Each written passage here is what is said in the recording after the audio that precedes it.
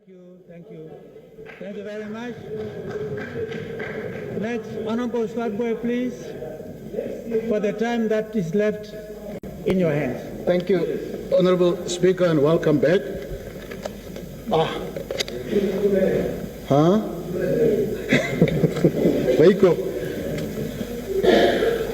Honourable Speaker, every year this August House has the political and legal mandate to deliberate on the annual budgetary subvention with a view to guide and direct the nation's economic and social agenda for a better tomorrow. However, it is condescension to point out that the national budget debate and deliberations are a mere shadow of what an actual annual budget engagement should be. The qualitative issues to be discussed are often watered down, and this year we have seen how the Minister of Finance dipped the stature of the budget statement to a new low. Habitually, the Ministers of Finance have often given a thematic layout of the budget focus on an annual level. When this year's focus appears to be youth and some sort of reimagining or re-imaging for a better future for the youth, the content and character of the theme is wasted away systematically and embarrassingly in his statement. Honourable Speaker, despite the mammoth nautical miles of failure in setting the stage for a different development trajectory for the country by the Honourable Shimi and his colleagues, we nonetheless express as LPM our appreciation and recognition to the Honourable Gentleman for tabling the budget earlier than the usual period, with a view, we suspect, to ensure that the parliamentary approval processes are finalised in time for the commencement of the new budget cycle. But your colleagues failed you, Honourable Shimi. Honourable Speaker, of importance to record is that the Honourable Shimi lays great emphasis on what he termed consultation process with various stakeholders. We place it on record here and now that we were never invited to any such consultation process. This is very unfortunate and lacks political fortitude. I say this particularly because the Honourable Shimi has a good habit of, when he wants certain issues to be pushed, to even give WhatsApp messages. But when budget consultations come, where he doesn't need the support of other political parties, he hides behind the cloak of officialdom. That is cheap, that is unethical, and you should stop it. Deputy Speaker, since the thematic approach is taken in the budget statement, we at LPM also approach this budget debate from a particular lens.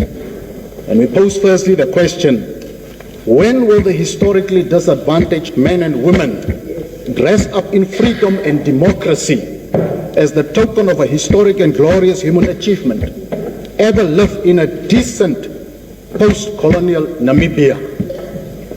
When? In engaging this matter, which is a philosophical, historical, political, social, and economic issue, we submit at least that in our reply we will have a discursive discussion. First, that independence, the social economic injustices were identified as the pillars that will be broken down through focused and well-resourced policy interventions, and these include land reforms, black economic empowerment, universal health care, and access to basic services, housing delivery, transformation of agriculture, and eventually the creation of jobs for a better life for all.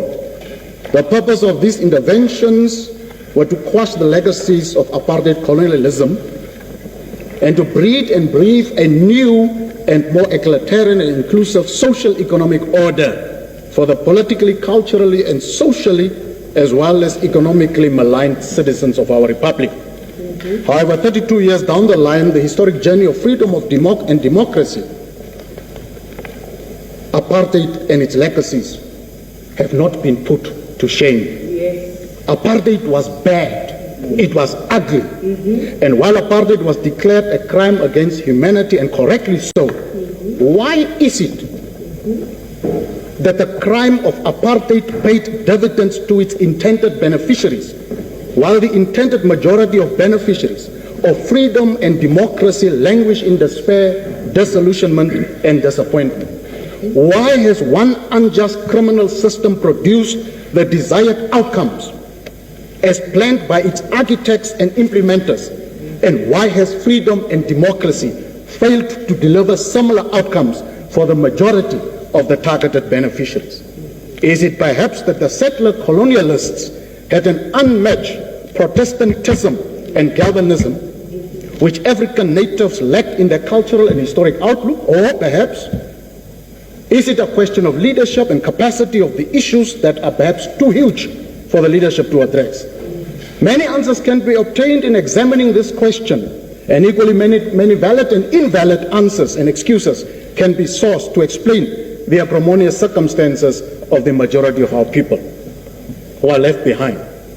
Honourable Speaker, is it perhaps, as Carlos Oyo in his Journal of Agrarian Change, Volume 7 of 2007, suggests that capitalist accumulation has spread very late into Africa, especially in rural Africa, and that capitalist accumulation has had a protracted, uneven, and gradual social differentiation on the continent. Oyo further suggests, and therefore asserts, that the state had a role to play in nurturing the emergence of capitalists, while at the same time fettering their growth, expansion, and multiplication. Is it that the settler colonialists, therefore, had a better grasp of the capitalist paths of economic and social development? Which is it? So we must interrogate these questions. What has been the role of the state? Did we fail the citizens?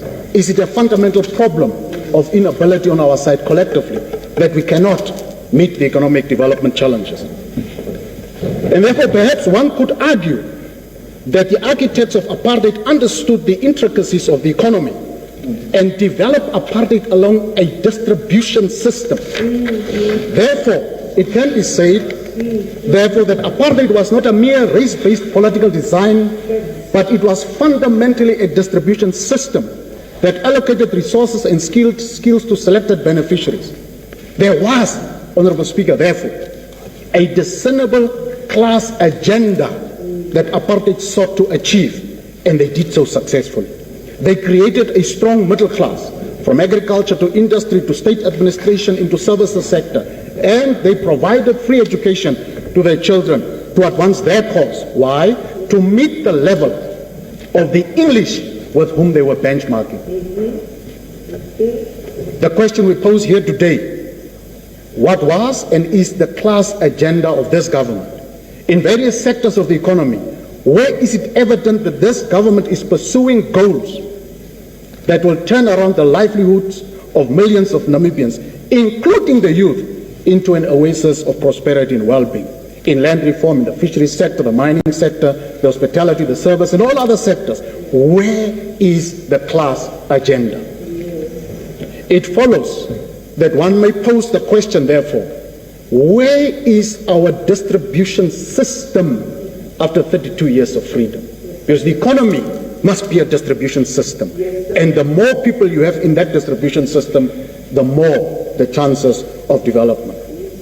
And if there is then, Honourable Speaker, a distribution system, where are the myriad of evidences that provides clues to successful achievements in the development of the rural economy, the development of the strong and vibrant middle class that leads the way toward poverty eradication, a strong industrial base, a flourishing agricultural sector that feeds the nation, a strong land reform program that aids a dynamic, diverse and strong commoditized agriculture, and so I can go on.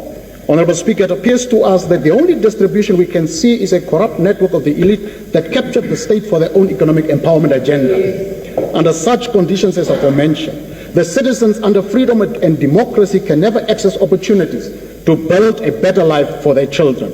In the hospitality industry, for example, Honourable Speaker, sir, many new entrants from the disadvantaged community invested their lifelong savings to build decent bed and breakfast facilities, from Keetmansop, Shakati, Ontangwa, Windhoek, and so on.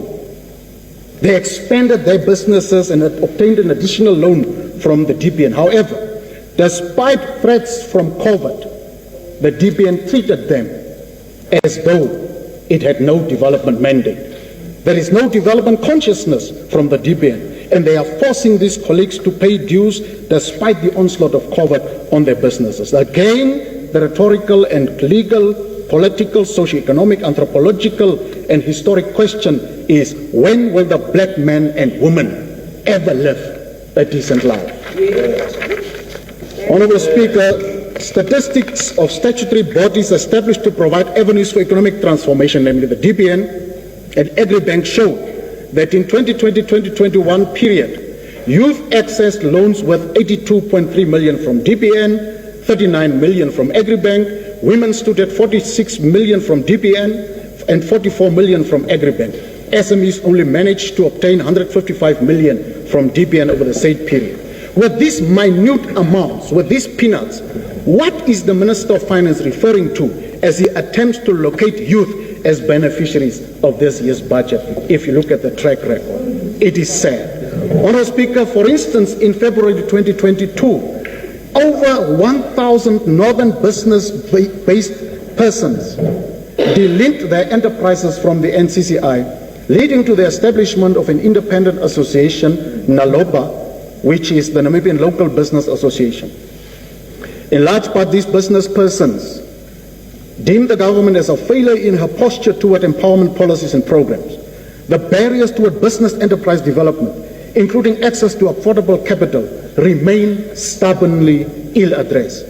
Adding insult to injury is the inability of the state to allow for accumulation from below by liberalizing of the wholesale and retail sectors, permitting all sorts of new entrants to compete unfairly against local businesses in an already squeezed sector dominated by South African outlets. That's one of the issues that the Honourable Swartbooi at some stage in a debate was raising. Speak about domination from one country, but what about the South African outlets? He mentioned something to that extent, and I agree with him. The lack of state protection through creative policy instruments for local businesses to wave off the current headwinds, but also to stabilize and expand their business portfolios to achieve some level of economies of scale are some of the core concerns of NALOBA. In addition, severe tax regime that does not exempt or minimize taxes for SMEs and has a high level of cost for money that they need to access are valid and urgent concerns of these business people. Shockingly and unashamedly, Chinese tax evasion is not kept in check by NAMRA, according to our northern business colleagues and according to notorious knowledge. And Wakanda does not speak anything about this matter. Again, Honourable Speaker, I return to the matter. Where is the class agenda? Where is the Namibian House political slogan? Or is that slogan only for elections and thereafter each one for himself and God for us allemaal? Is that it? This state, the Namibian state, is adequately resourced to have created a new business and empowerment climate, but it failed miserably. And there is no likelihood that suddenly there will be a turnaround in thinking and action. Villages such as Onange and Oshikoto are said to be captured by Chinese businesses, where residents are offered monthly credit lines for basic commodities, trapping our people, just as the Chinese international diplomacy does, into a perpetual serfdom. Indian businesses, having constructed a multi-million-dollar rainy trader CC from Oshakati to Ondangwa, now owning several outlets in every region in the north, entered the market in 2002 and has squeezed Namibian nationals out of business. This company does wholesale and retail at the same time. Yes.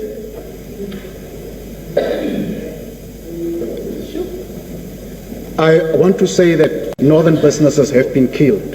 Yes. They have been killed.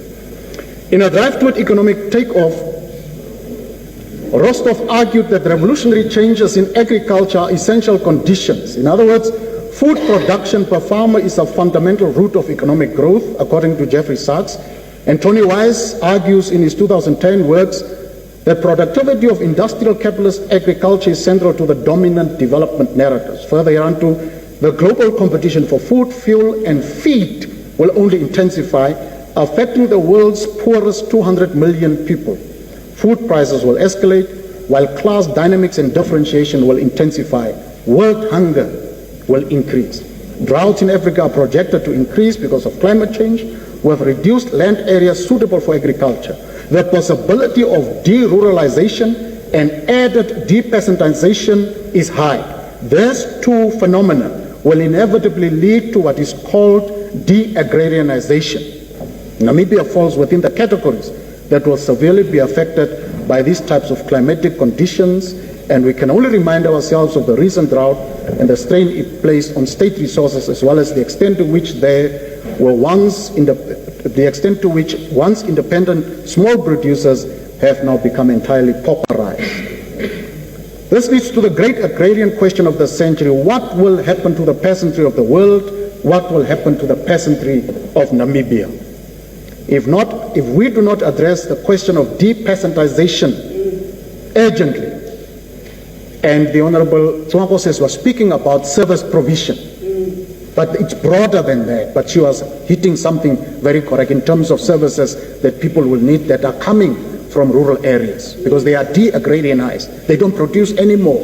The system does not support them anymore. And that's where the pressure also is on your ministry. The deepening of the already perilous slum sprawl will overrun us. It will overrun the ministry there. It will overrun regional councils. It will overrun local authorities. Everybody will want to come and stay in the towns and the cities because the rural areas have nothing to offer. It is for this reason, and for the reason of driving the country toward a great economic growth model, that LPM is consistent about the development of agriculture, which my senior cousin Venani spoke about. At the present budgetary rate, such development of agriculture is far and wide off for the majority Namibians. Many Namibians will continue to live and languish in hunger and poverty and malnourishment. Some are already living in starvation. Stunting of children below the age of 5 is real and major, and not much is done to redress the rural economy via an interventionist strategy, including affordable capital to fast-track food production. Honourable Speaker, I thought the Deputy Speaker would chair. There is reference made to a sovereign wealth fund in the Minister's statement, about 50 million as seed capital. It would have been best that amount been allocated to the 43 million aimed for restocking. Today in Kunene, Garas, Hartap, Omaheke, Erongo, everywhere, people have no livestock. In Korigas, where you would have at an auction about 70 to 80 cattle at least, today you have about 10 to 12 cattle if you are very fortunate. The same in Kamanya, the same in other areas. People live with ashes. The fire no longer burns because there's nothing to cook. All the goats are food and fodder for the plants, and the human beings, their stomachs growl every day. Interesting also, as I move to another point, is that the continued discrimination, Honourable Kachavivi, from your time against the Namibia University of Science and Technology continues. We're in Nekundi School. That university, a full-fledged university now, while UNAM receives over 850 million from the state subvention, NUST is again slated for half of that, 455 million. Why is NUST still the stiff child? What do you call stiff child? The stepchild. Why? Well, we are lobbying, as you can imagine. I think you lobbied for UNAM, not for NUST. Now I'm doing the same thing. While we are there, I know our time is up, but I'm asking the House, if you don't have too far to go, no, I would rather take you in. Okay. Yeah? Thanks. Thanks. Please continue. Honourable Speaker, I have a habit of having some pages in the head. Well, I'm going to stick to the pages here. There's always tomorrow. Amen. LPM would have escalated the funding, Honourable Speaker, of the economic sector to at least 35% of the budget shared, because the continued funding of the economic sector at 24.9% doesn't help to create growth, help innovation, and even fund SMEs. And that you can reduce some of the sectors in a very clinical way. For as long as the economic sectors are at 24% of the budget, it is not going to help us in wanting to create jobs and support activities in the economy, which would again help us, if we do it successfully, to fund social sector. Productive sectors need support. Debt is out of control. You keep on talking about it. It's out of control. Very little evidence of how you are going to change it. There is some work that you have done where you speak of money that you expect, which is not there in terms of MTC and other programs that you have highlighted. But generally, the rhetoric is regurgitated annually, and the development budget is only construed as capital infrastructure development and is treated as a residual amount instead of a principal amount. We give money to everything else and say what remains we now give for development. It cannot work. Finally, Speaker, this budget is a weak budget. That means very little for the building of a strong and prosperous society. Honourable Shimi spoke about football, which if I look at him, he would not qualify for my B or C team. But he spoke about football. And he tries to hide the fact that Namibia wants to compete and host the 2027 Games of Africa, but tries to locate his spending of 50 million on those Independence Stadium as some sort of a gift to the youth of this country. It's not. What about those that are involved in the creative and art industry? What about those that are in other sectors of the economy? What about those? Who tells you that funding only the Independence Stadium addresses sporting needs of young people? What about those in cycling, in table tennis, in swimming, in boxing? So there is just too much of a hype on a small 50 million that is created with another purpose in mind. And therefore, in football, Honourable Wakanda Shimi, there is a principle of substituting an entire team on the field when such team cannot score goals. I think the Namibian people must recognize that the Swartbooi Party soccer team led by Wakanda is unable to score any goal even when it is given an offside opportunity. And therefore, time has come that Namibians must gear up in their minds and in their hearts to select a brand new, strong, dynamic, and visionary bold team that will score measurable, sustainable, targeted, and transformative goals for the sake of this country. I do not support this budget. Thank you for your indulgence, honourable members. Thank you, honourable Speaker. Thank you.